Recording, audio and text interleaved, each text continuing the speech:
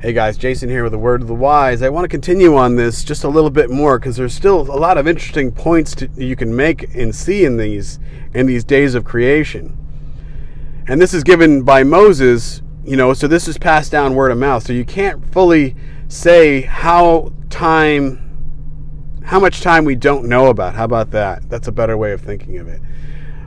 Because we could trace back to Adam, but then everything before that, it could have been thousands of years, could have been days. It might have actually been 6-7 full days until creation. It could be that much of an amazing miracle that happened in a week's time. Or it could have taken thousands of years of just settling in and getting the fish and the vegetation. It might have all popped up overnight. It might have taken thousands of years to get all the trees and the garden and the fish in the seas and the birds and the animals on the land.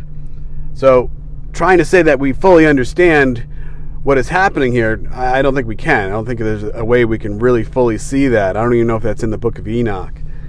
But looking at the time where it speaks of this expanse that happens in the second day, there's an expanse in the waters, and it separated the waters from the waters.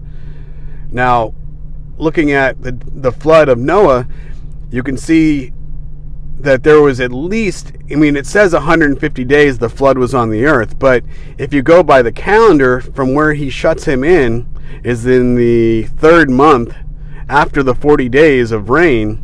Then he gets in there, then God shuts him up in the third month, because that 40 days will lead you into the next month, almost to the fourth month, but you're still in the third month. So then when you see the time goes into Genesis 8 and it speaks about him opening the doors and landing on Mount Ararat, and you can see the days are continuing still. The flood is still going down, and God says in the second month, come out of the ark with the animals and spread them out. So he was still in the ark for 11 months. That's what you have to kind of look at in this timeline. So that's just an interesting time. So you have 11 months. That's a great expanse of time, stretching out. So I'm not saying that's exactly what's being spoken of in that second day, but it's an interesting concept if you're looking at it in kind of a, you're not seeing it in the flesh, you're seeing it kind of in a spiritual sense, things that we don't fully understand. It's kind of a metaphorical thing. I'm not saying that's fact, I'm just saying that it's just an interesting concept I'm looking at. I want to show you guys. So also you look at Abraham.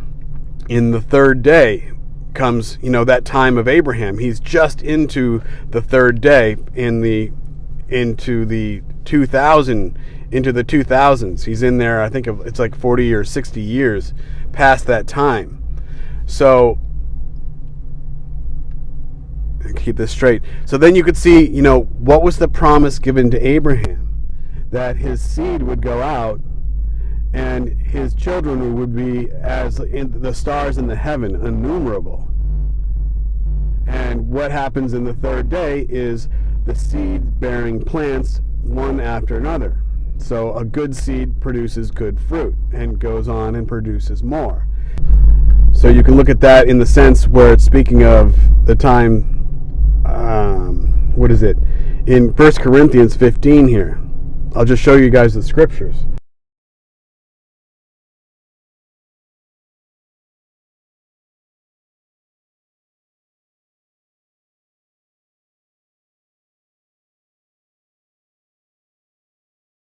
So you can see the importance of the concept of the seed and see how that can also work into the third day.